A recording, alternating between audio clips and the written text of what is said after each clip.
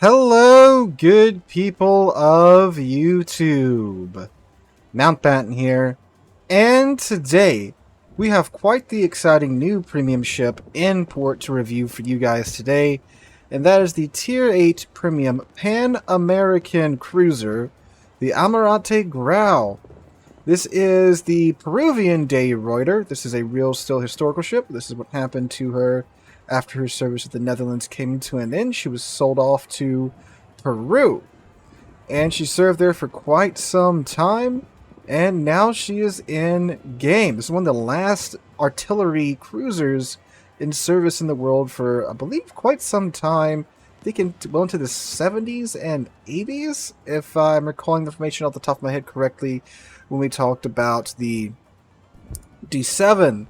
So, she is currently available through the Incan Trails mission series, where you can earn the tokens. You can also purchase the tokens in the armory. I'll probably be doing a separate video about the event itself, but that's how you get this ship if you want to get her today. In terms of just being absolutely sure of getting her, it costs you probably around $100 worth of doubloons if you just want to throw it at the event and be sure you get her. Of course, RNG could favor you and you could get her sooner than that. And that's how she's available at the moment. I believe they said she will be available, quote unquote, in the future in the armory, but for now, that's your options to pick her up. So, as always, excellent job by the art department.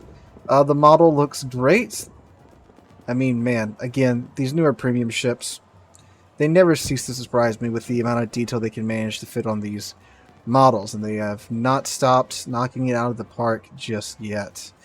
And as always as well, massive shout out to the channel's Patreons for making this ship review possible and all ship reviews possible on the channel. Not a CC nor supported by Wargaming in any way, shape, or form. So all these reviews are funded through ad revenue from the channel and the generous donations of the channel's Patreons, which their names should have been or should be up on screen right around here. Alright, so let's take a look at the Grau and talk about her stats and such. We will then later take her out into the game for a gameplay voiceover review. But let's take a look at her today. I know I'm in the Rio de Janeiro port. It's the only South American port we have at the moment. It's not Peru, but it's what we got to work with. So if you do get the ship, this is her. Whoops, this is her default camo, which, yeah, I mean, the ship served into the late 20th century, and by then radar had made camo obsolete. But again, art department, there's one part that you do slip in nowadays. It's this, because yes, again, I get it. This is technically what she had on, but some type of special permanent camo I think would be better than this. I mean, again, this doesn't really do anything. Well, it doesn't really do anything. It doesn't do anything anymore, but just nice to look at. You can also pick up the Ancient Totem camo. Ancient Totem camo in the event in the armory as well, and that's what that looks like. I actually do like the color combinations on this one. These camos are normally kind of gaudy, and this one kind of is, but the color coordination went off well. I mean, I probably won't use it in game, but it's there if you are into this type of thing. But I'm just going to keep the good old standard premium camo on it. As far as your economy goes, you do get the normal premium booster, a 5% boost to your credits, that 50% boost to your ship, commander, and free XPs. Alright, so let's look at her stats themselves. So, armor, you have a 25mm bow all the way through and through, 25mm upper sides, 25mm side right there, but then this does increase to a 50mm upper main belt. Torpedo protection is 75mm as well, with a little 75mm slip right there on the main armor belt. Stern-wise, you get a wraparound stern that is 16mm thick. Stern deck is 25, mid deck is 27. As for the Citadel, it is just at the waterline with a little bit popping out from the top. And then you have, yeah, that kinda, does that drop down on it at all? Nah, it doesn't. You have the extremities on top of that. I mean, it's the same armor scheme as her sister, the D7. like quite literally the same. And if you play this ship, you know this ship's fairly tough. So I guess we'll see if that carries over that well into the oh, hold on. Is that orange slightly lighter on the? No, that's just my eyes. I was about to be very confused because I checked before I started because this right here, the main belt, I was like, yeah, that's 75. That seems about right. And then I checked with the 7. And it does look about right, but I just be my very tired eyes playing a trick on me. But it looks like the armor is colored in slightly darker here. But that's probably just my eyes. I mean, it's the same thickness no matter what. All right. In terms of her survivability, she has 33,900 hit points, 19% torpedo damage reduction. Her main battery guns, you get 852mm guns that reload in 7 seconds base. They have a 180 time of 22.5 seconds, maximum dispersion of 144 meters, and maximum range of 16.1 kilometers. The HE does a maximum damage of 2,150. You have an 11% fire chance per shell. You have 30mm of pin base, which is pretty darn nice at tier 8, and an initial velocity of 900 meters a second. AP does the maximum damage of 3,000 and comes up the tubes at 900 meters a second as well. You get depth charges and not the ASW aircraft, so that's gonna suck.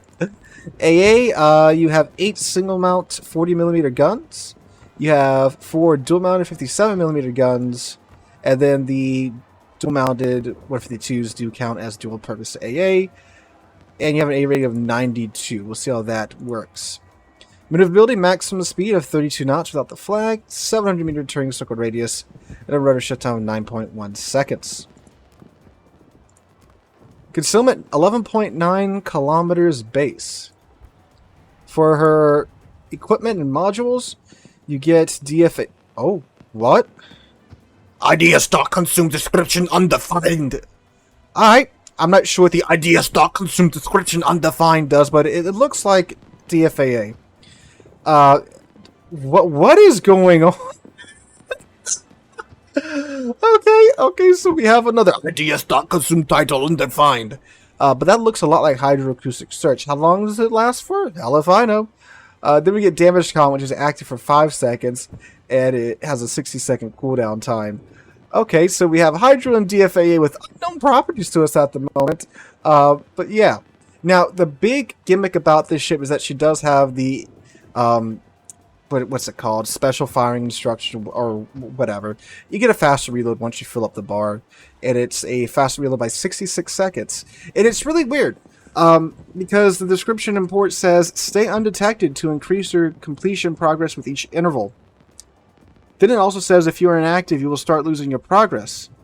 I'm assuming, if I'm remembering from what I read before correctly, the original idea was that you have to fire undetectedly and get shells on target. So that might be what that's trying to say. And I think that's what it is, but of course we'll find out in the gameplay section. Let you guys know there. And yeah, I believe that is it. So I'm going to go ahead and module and kit this thing out. And I'll meet you guys right back here. Alright, for our modules, I went with Main Armaments Mod 1 to keep our main battery guns in the fight. This gives you a 20% buff to the risk of your main battery guns becoming incapacitated, a 50% buff to their survivability, and a 20% buff to their repair time. Then with engine room protection to keep our engine from, well, not dying, same with the steering gears, because in a light cruiser like this, staying mobile is your friend. So that gives us a 20% buff to the risk of the engine becoming incapacitated, a 20% buff to the engine repair time, and same to the steering gears and the steering gears repair time.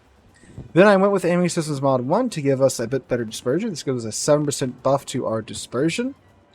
Then I went with Propulsion Mod 1, which reduces the time it takes to get to full power by 50%. I use this because, with, again, like the 7, throttle jukes are going to be pretty important, so having that speed and, well, having that acceleration is pretty important in my mind, at least. Again, I can change this as we go on. And then finally, Concealment System Mod 1 to give us a 10% buff to our detectability. Now for the Commander, I went with Last Stand to give us the ability to use our modules if they do get knocked out, like the engine and the rudders, at a reduced capacity. It's very important that we're not just caught dead in the water. Then I went with the safety circle to let us know how many enemy ships we have aimed at us. Very important to staying alive. Then, of course, Adrenaline Rush. That way when we do get hit, we get a buff to our main battery reload time by 0.2% for every percent. And that goes to, of course, the other armaments as well. Then Concealment Expert to give us another 10% buff to our concealment. Coming back down, I would take Power Survivability Expert to give us another 450 HP per tier for our ship survivability. And then IFHE, so we do get over that 32mm threshold.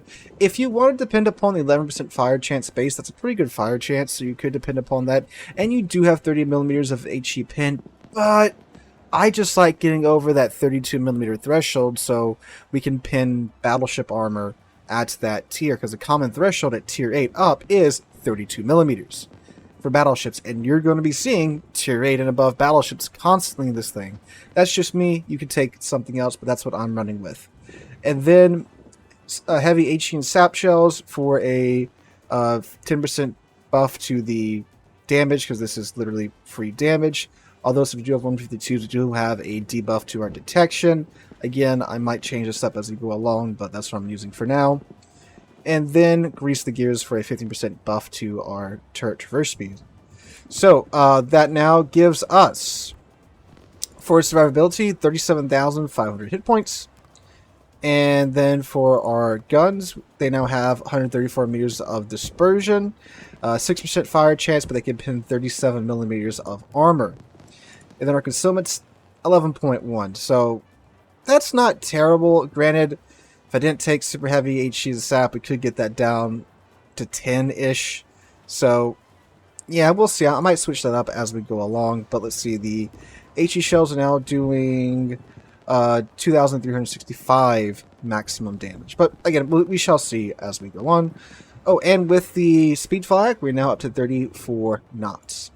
Alright, I'm going to go ahead and take the Grau into battle, and I'll let you guys listen to me talk about it after I have some experiences with her. So let's go ahead and head on in there. Alright guys, so the Grau, how does she do? Well, I can tell you straight off the bat, this is a ship that is definitely in the stupid category.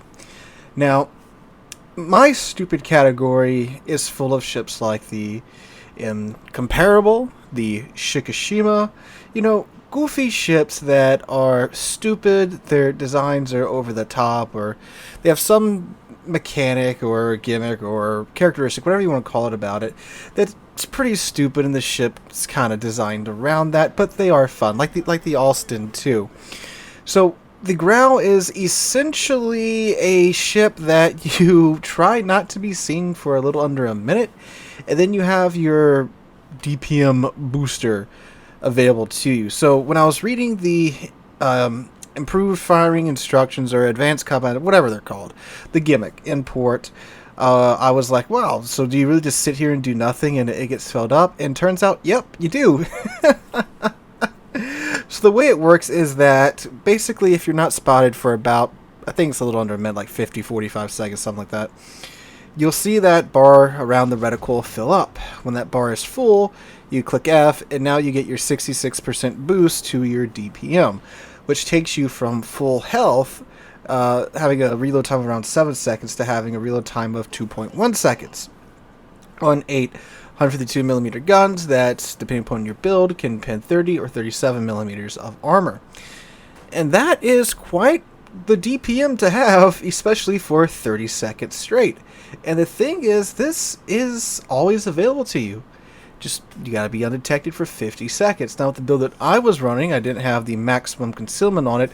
I didn't really have much problems having this bar be pretty much full all the time, and therefore having my DPM machine available to me whenever I wanted it, essentially. In the cases that I was spotted, I would have been detected in the max concealment build as well, because there's the submarine poking up next to me, or a CV flying over me, or a ship was in like 8 or 9 kilometers of me. So I don't think that was very detrimental to the Grau.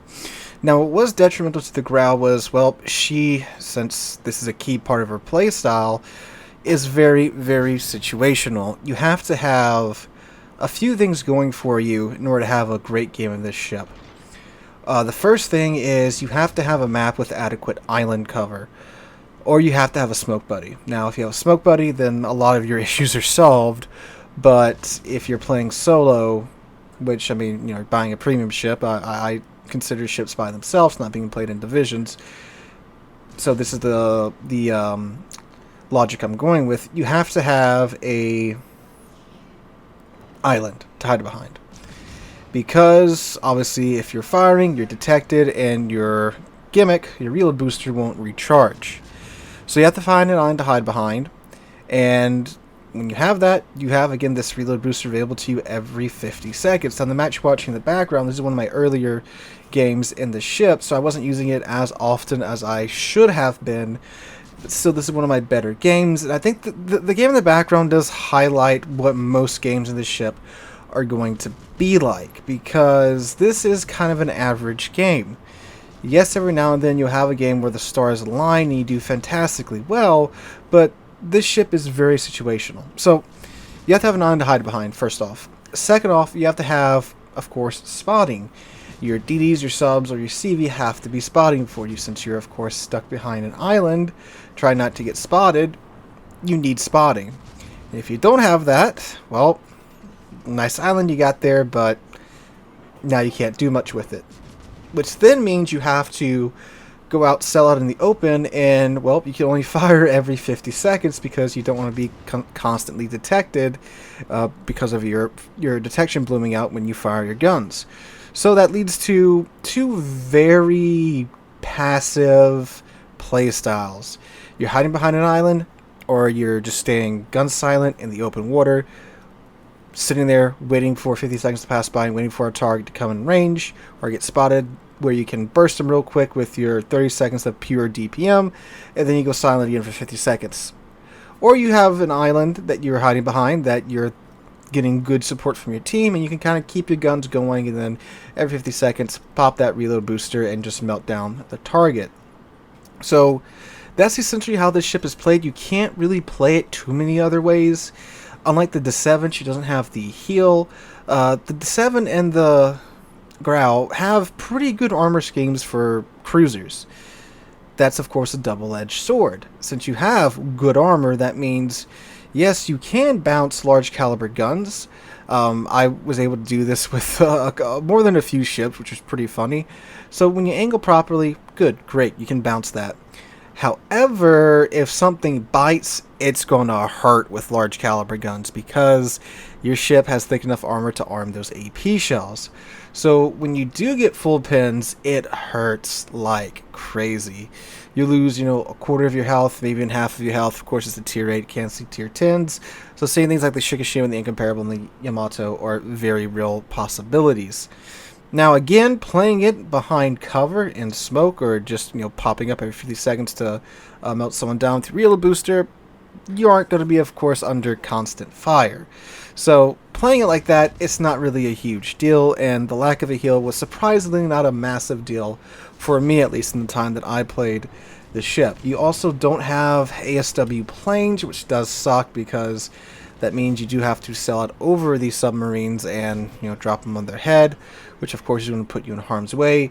So in like most situations, when a submarine pops up and is spotted, you just can't do anything about it. So that does, well, suck, like I've said.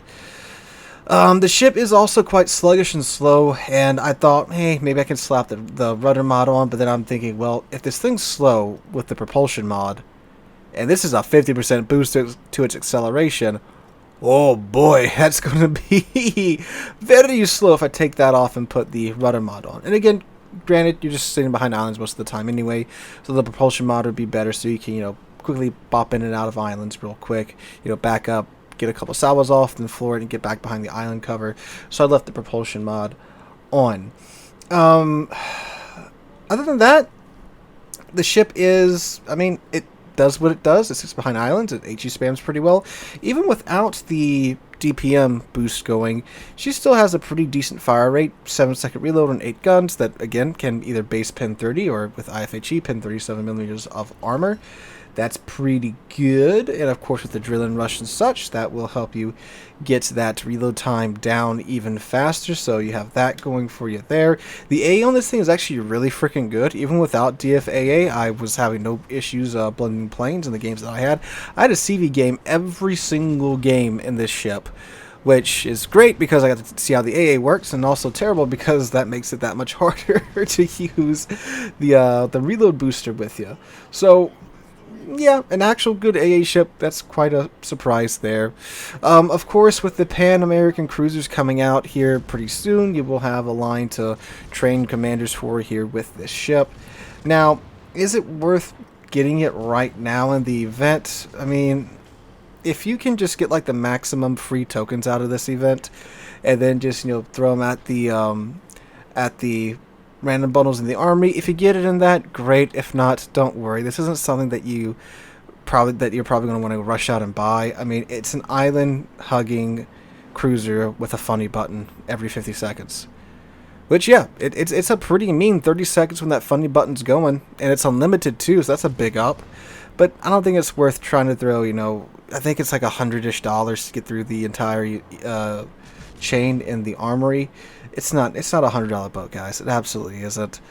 This should be available in the future, probably for either coal, maybe. I don't think it'll be a steel ship, of course. Probably coal in the future if I had to put money on it. So when it comes out for coal, it'll probably also be available in the army, so you can buy it out. I'm sorry, in the premium shops, you'll be able to buy it outright if you think this is a fun playstyle for you. As far as I'm concerned with the playstyle, it is boring. It's not my cup of tea. I prefer the 7 because you can kind of be more open watery with it, and it's got the airstrike. So if you enjoy the 7 and wanted more of a stationary HE spammy island huggy 7, sure, I think you'll enjoy this boat. Other than that, it's a boat that's a really interesting historical ship. I'm glad it's in the game so the Peruvian players have their own ship to look forward to picking up. But other than that, I wouldn't say it's a must buy. Again, you know, if you got the coal laying around in the future, or if you get it in a super container or in an event container, great. It's a decent little boat. And with that, let's get to the score. I would give this ship a 6 out of 10, me personally, because again, the playstyle for me is very boring. It's very dependent upon the gimmick. And of course, like we talked about the gimmicks before in this game, gimmicks can change. Right now, it's a fun, stupid ship. I think, you know, it provides you with giggles every 50 seconds. But again, other than that, it's a very boring playstyle. So some pros would be, of course, the already solid DPM of the 852mm guns. Of course, the unlimited reload boosters every 50 seconds as long as you aren't detected. The armor is actually quite decent on the ship. The AA, for once, is actually effective on a newer premium ship, which that's a big surprise. Good commander trainer for the upcoming line, of course. And I believe, and DFAA and Hydro, of course. Hydro is, of course, a big plus in today's World Warships with submarines. So this does have a 5-kilometer Hydro, since the game had a stroke with us trying to read the description of the Hydro and the DFAA in port. The downsides being she does only have a 16-kilometer range, which at a tier 8 ship, yeah, that's a little short, yeah. And for me, she doesn't quite cross the 32mm threshold, and I know 30 is very, very close to that, but it's not 32. And you're going to be going up against battleships all the time that are coated in 32mm of armor. So I wouldn't take off massive, and I'm not taking off massive points for that. That's just something for me that's like, it's so close, but, you know, you got to make trades somewhere with the ship. It's very sluggish. Like I said, even with the propulsion mod, it feels like a friggin' brick. Like, I'm not joking when I say the GK almost feels more maneuverable than this thing. It's slow to get going, it's slow to turn, which does, of course, lead to you when you are caught with your pants down. You're going to eat some real damage there. And, again, double-edged sword. Armor also leads to more pins on large caliber guns. Yes, I know a pro is the armor because you can bounce it when you're angled properly. But, I mean, again, double-edged sword. When you're not angled properly, you're eating dirt with the armor scheme. Heal doesn't have a heal. I know I said it wasn't really a big issue, but I mean it is a tier 8 cruiser without a heal that as well. Either very expensive or probably going to be very costly in the future for Cole or whatever they're going to release her for. Oh, and no ASW planes. You have deck rolling ASW charges, which, yeah, that's no fun. So again, guys, overall, a ship that I think's pretty neat, pretty funny, good, fun, stupid boat.